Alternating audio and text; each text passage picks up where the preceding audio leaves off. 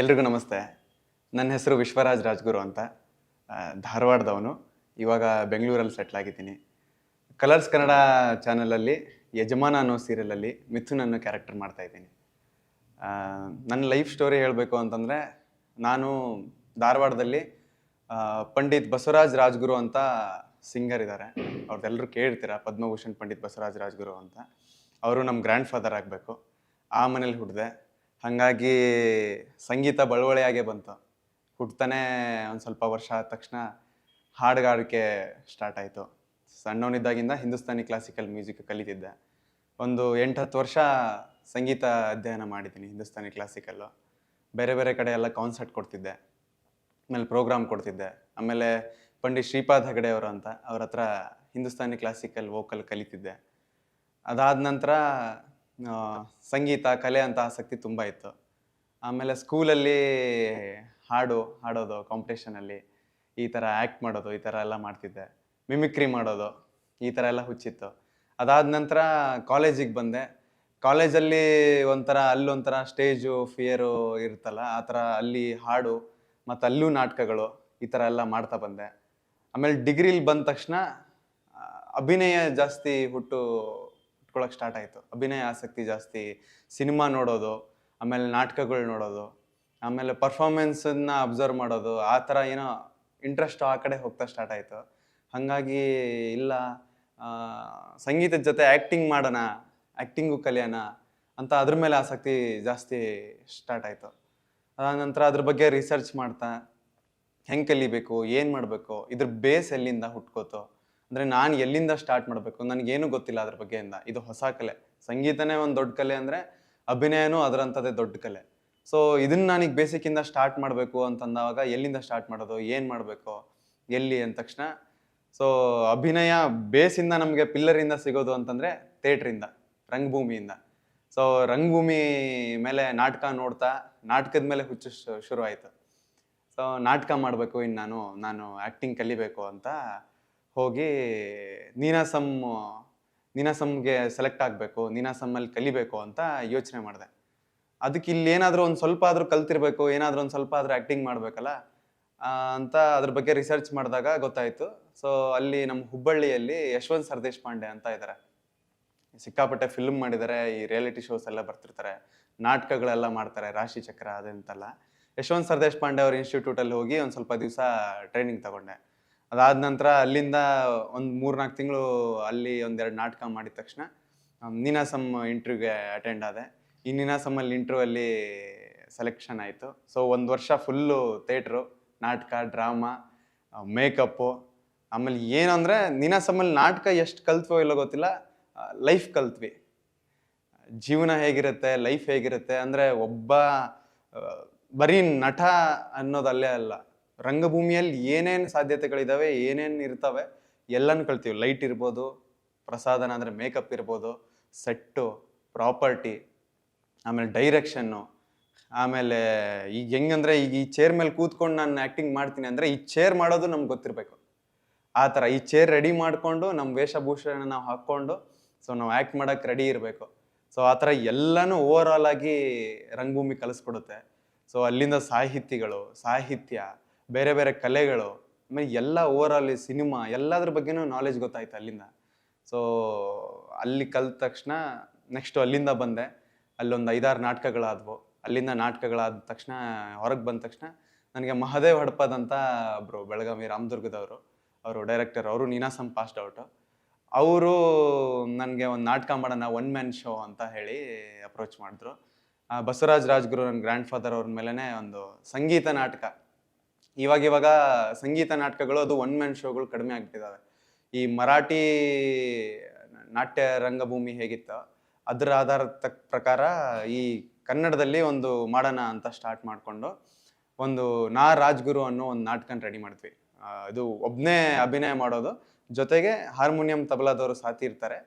ಅದ್ರ ಜೊತೆಗೆ 1-1.5 ಗಂಟೆ ಹಾಡು ಮತ್ತು ಅಭಿನಯ, ಒಂದು 18-20 ಹಾಡುಗಳು ಮತ್ತು 1.5 ಗಂಟೆ ಅಭಿನಯ, ಎರಡು ಜೊತೆಗೇ ಮಾಡಿದ್ವಿ. ಅದು ಓವರ್ ಆಲ್ ಕರ್ನಾಟಕ ಶೋ ಆಯಿತು.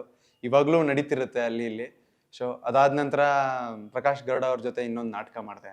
ಅದಾದ ನಂತರ ಆಮೇಲೆ ಪ್ರತಿಭಾ ಪ್ರಹ್ಲಾದ್ ಅಂತ ಒಬ್ರು ಡ್ಯಾನ್ಸರ್ ಇದ್ದಾರೆ, ಪದ್ಮಶ್ರೀ ಪ್ರತಿಭಾ ಪ್ರಹ್ಲಾದ್ ಅಂತ. ಅವ್ರ ಜೊತೆ ಹೋಗಿ ಒಂದು ಪ್ರಯಾಗ್ರಾಜಲ್ಲಿ ಕುಂಭಮೇಳ ಆಯ್ತಲ್ಲ, ಅಲ್ಲಿ ಹೋಗಿ ಒಂದು ಪರ್ಫಾರ್ಮೆನ್ಸ್ ನಾಟಕ ಕೊಟ್ಟು ಬಂದೆ. ಸೊ ಇದೆಲ್ಲ ನಡೀತಿತ್ತು.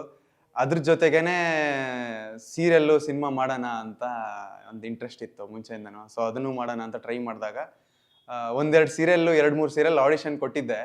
ಸೊ ಅದೆಲ್ಲ ಕ್ಲಿಕ್ ಆಗಿತ್ತು. ಅದು ಯಾವುದೋ ಅಂದ್ರೆ ಲಾಸ್ಟ್ ಮೂಮೆಂಟಿಗೆ ಯಾವುದೋ ಒಂದು ಕಾರಣದಿಂದ ಆಗಿರಲಿಲ್ಲ. ಸೊ ಅದನ್ನ ಅವ್ರ ತಲೆಯಲ್ಲಿ ಇಟ್ಕೊಂಡು ಯಜಮಾನ ಸೀರಿಯಲ್ಗೆ ಆಡಿಷನ್ಗೆ ಕರೆದ್ರು, ಲುಕ್ ಟೆಸ್ಟ್ ಆಡಿಷನ್ಗೆ. ಸೊ ಅಲ್ಲಿ ಕೊಟ್ಟೆ, 2-3 ರೌಂಡ್ ಆಡಿಷನ್ ಮಾಡಿದ್ರು. ಸೊ ಅಲ್ಲಿ ಚೆನ್ನಾಗಾಯಿತು ಅಂತ ಓಕೆ ಆಗಿ, ಸೊ ಅಲ್ಲಿಂದ ಯಜಮಾನದಲ್ಲಿ ಮಿಥುನ್ ಅನ್ನೋ ಪಾತ್ರ ಸ್ಟಾರ್ಟ್ ಆಯಿತು.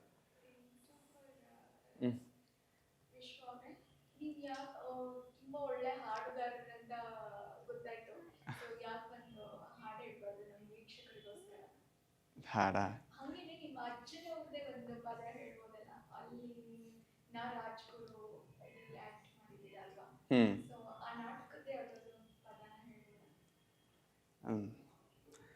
ಬಸವರಾಜ್ ರಾಜ್ಗುರು ಅವರು ಅಂದರೆ ಈ ಕಡೆ ಉತ್ತರ ಭಾಗದಲ್ಲೆಲ್ಲ ವಚನಗಳಿಂದ ತುಂಬ ಫೇಮಸ್ ಇದ್ದಾರೆ. ಸೊ ನಾ ರಾಜ್ಗುರುಣದಲ್ಲಿ ಒಂದು ಸಣ್ಣ ವಚನ ಹಾಡ್ತಿದ್ದೆ. ಸೊ ಅಲ್ಲಿ ಅವರು ಶಿವಯೋಗ ಮಂದಿರದಲ್ಲಿ ಸಂಗೀತ ಅಭ್ಯಾಸ ಮಾಡಿದ್ದು. ಅಲ್ಲಿಂದ ದೇಶ ವಿದೇಶಗಳೆಲ್ಲ ಹಾಡ್ತಾ ಸುಮಾರು ಹೆಸರು ಮಾಡಿ ಪದ್ಮಶ್ರೀ, ಪದ್ಮಭೂಷಣ ಎಲ್ಲ ಅವಾರ್ಡನ್ನು ತಗೊಂಡಿದ್ದಾರೆ. ನೀವು ಇದು ಯಾವುದಂದ್ರೆ ಭೀಮ್ಸೇನ್ ಜೋಶಿ, ಗಂಗೂಬಾಯಿ ಹಾನ್ಗಲ್ಲು, ಮಲ್ಲಿಕಾರ್ಜುನ್ ಮನ್ಸೂರು ಈ ಎರಾದಲ್ಲಿ ಅವರು ಬರ್ತಾರೆ.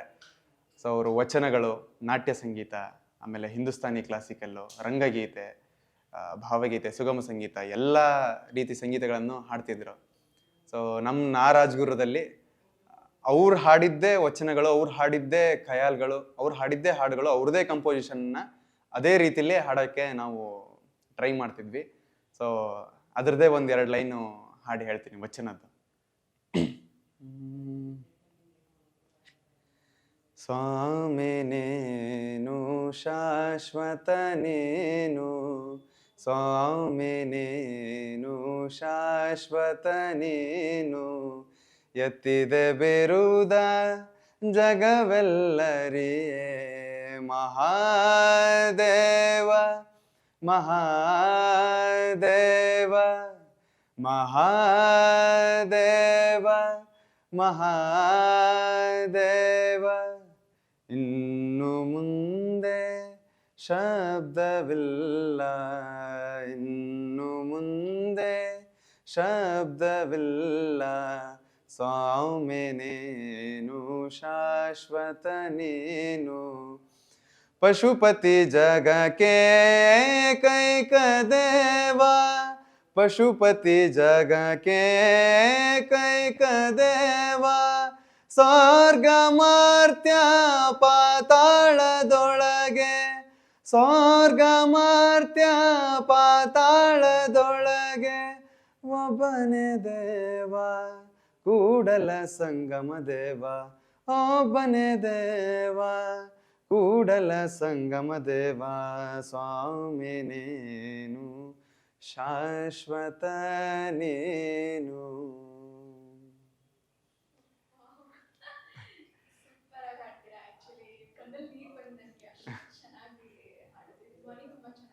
Thank you so much.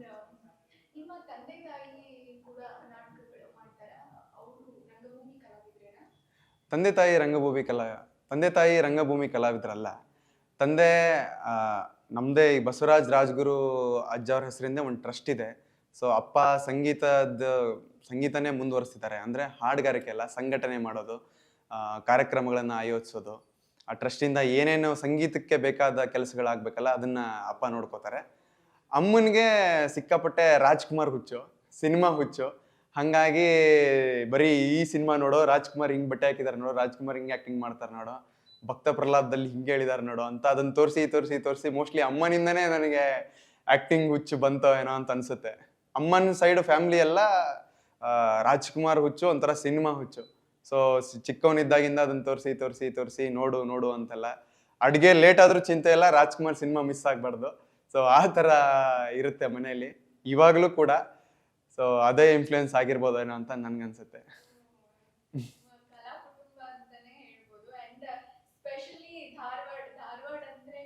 ಹ್ಮ್ ಕಲೆಗೆ ಸಂಸ್ಕೃತಿಗೆ ಹೆಸರುವಾಸಿ. ಸೊ ನೀವು ಏನ್ ಡಿಗ್ರಿ ಮಾಡ್ಕೊಂಡಿದ್ರಿ? ನಾನು BBA ಅಂತ, bachelor of business administration, JSS college ಧಾರವಾಡದಲ್ಲಿ ನಾನು ಮುಗಿಸಿರೋದು. ಓಕೆ, ಅದು ನೆಕ್ಸ್ಟ್ ನೀನಾಸಂ. ಅದು ನೆಕ್ಸ್ಟು ಅಭಿನಯದ ಮೇಲೆ ಇಂಟ್ರೆಸ್ಟ್ ಸ್ಟಾರ್ಟ್ ಆಯಿತು. ಆಮೇಲೆ ಅಲ್ಲಿಂದ ನಾಟಕ ಕಲಿಬೇಕು ಅಂತ ಯಶವಂತ್ ಸರ್ ದೇಶಪಾಂಡೆ ಮತ್ತು ಈ ಕಡೆ ಎಲ್ಲ ಹೋದೆ. ಅಲ್ಲಿಂದ ನೀನಾಸಂ ಜರ್ನಿ ಸ್ಟಾರ್ಟ್ ಆಯಿತು. ನಿಮ್ಮ ಏನು ನಾಟಕದ ಟ್ರೂಪ್ ಎಲ್ಲರೂ ಇವಾಗ ಟೆಲಿವಿಷನ್ ಅಲ್ಲೇ ಇದ್ದಾರಾ? ಇಲ್ಲ, ಒಂದಿಷ್ಟು ಜನ ರಂಗಭೂಮಿಲೇ ಏನೋ ಮಾಡಬೇಕು ಅಂತ ಡೈರೆಕ್ಷನ್ ಫೀಲ್ಡಿಗೆ ಇಳಿದಿದ್ದಾರೆ. ರಂಗಭೂಮಿಲಿ ಡೈರೆಕ್ಷನ್ ಮಾಡ್ತಾರೆ, ಆಮೇಲೆ ರಂಗಭೂಮಿಲಿ ಲೈಟಿಂಗು ಟೆಕ್ನಿಷಿಯನ್ ಆಗಿ ಕೆಲಸ ಮಾಡ್ತಾರೆ. ಆಮೇಲೆ ಒಂದಿಷ್ಟು ಜನ ಟೆಲಿವಿಷನ್ನು ಅಂತೆಲ್ಲ ಇದು ಮಾಡ್ತಿದ್ದಾರೆ. ನಾನು ಒಂದಿಷ್ಟು ನಾಟಕಗಳನ್ನು ಡೈರೆಕ್ಷನ್ ಮಾಡಿದ್ದೀನಿ.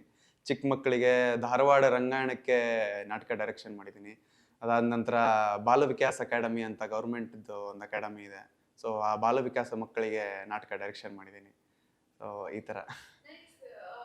ಚಲೋ ಲೈಕ್ ಒಂದು ಡೈಲಾಗ್ ಬಿಡಲ್ಲ ಹಂಗ ಉತ್ತರ ಕರ್ನಾಟಕದ ಭಾಷೆಗಳು. ಉತ್ತರ ಕರ್ನಾಟಕ ಭಾಷೆ ಅಂತಂದ್ರೆ ಎಲ್ಲರೂ ಏನು ಅನ್ಕೊಂಡ್ಬಿಡ್ತಾರೆ, ಬರೀ ಬೈಗಳ ಇರ್ತವೆ, ಆ ಥರ ಡೈಲಾಗ್ಗಳು ಇರ್ತವೆ ಅಂತ ಅನ್ಕೊಂಡಿರ್ತಾರೆ. ಸೊ ನಮ್ಮದೇ ನಾಟಕದ ಒಂದು ಡೈಲಾಗ್ ಹೇಳಬೇಕು ಅಂತಂದ್ರೆ ಸ್ಟಾರ್ಟ್ ಆಗೋದೆ,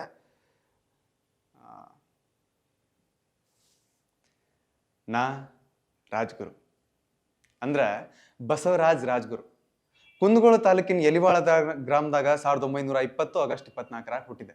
ತಂದೆ ಮಹಾಂತ ಸ್ವಾಮಿಗಳು, ತಾಯಿ ರಾಚವ್ವ. ಅವ್ರು ಎರಡನೇ ಕೂಸು ನಾನು. ನಮ್ದು ಸಂಗೀತದ ಮನಿತನ. ಅಪ್ಪ ದೂರ ತಂಜಾವೂರಿಗೆ ಹೋಗಿ ಕರ್ನಾಟಕ ಸಂಗೀತ ಕಲ್ತ್ ಬಂದವರಾಗಿದ್ರು. ಭಾಳ ಚಂದ ಹಾಡ್ತಿದ್ರು. ಹಂಗ ನಮ್ ಕಾಕ ಚನ್ನಬಸವ ಸ್ವಾಮಿ ಬಯಲಾಟ ಪದಗಳನ್ನ ಭಾಳ ಚಂದ ಹಾಡ್ತಿದ್ರು. ಅವ್ರು ಎತ್ತರ ಧ್ವನಿಯೊಳಗೆ ಧ್ವನಿ ತೆಗೆದು ಹಾಡ್ತಿದ್ರ ಸುತ್ತಮುತ್ತಿನ ಜನ ಎಲ್ಲ ಅವ್ರ ಧ್ವನಿ ಕೇಳ್ಬೇಕಂತ ಜಮಾಯಿಸ್ತಿದ್ರು. ಅಷ್ಟು ಚಂದ ಹಾಡ್ತಿದ್ರು ನೋಡ್ರಿ. Thank you. Thank you so much. ನಿಮ್ಮ ಒಂದು ಲೈಫ್ ಜರ್ನಿ ಹಾಗೆ ನಿಮ್ಮ ಅಜ್ಜವ್ರ ಬಗ್ಗೆ ನಮ್ಮ ವೀಕ್ಷಕರಿಗೆ ಪರಿಚಯ ಮಾಡ್ಕೊಂಡಿದ್ದಕ್ಕೆ thank you so much. Thank you so much. Thank you so much.